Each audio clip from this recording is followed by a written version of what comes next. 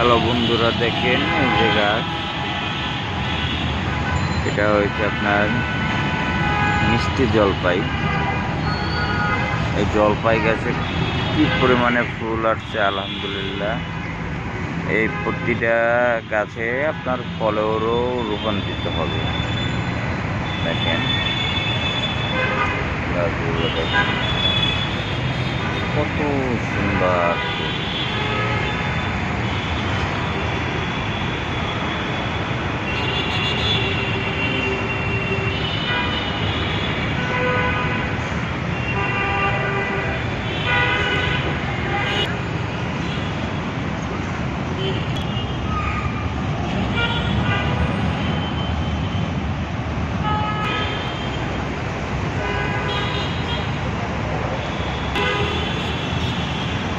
বন্ধুরা দেখেন, এটা একটা মিষ্টি জলপাই, খুব সুন্দর একটা গাছ।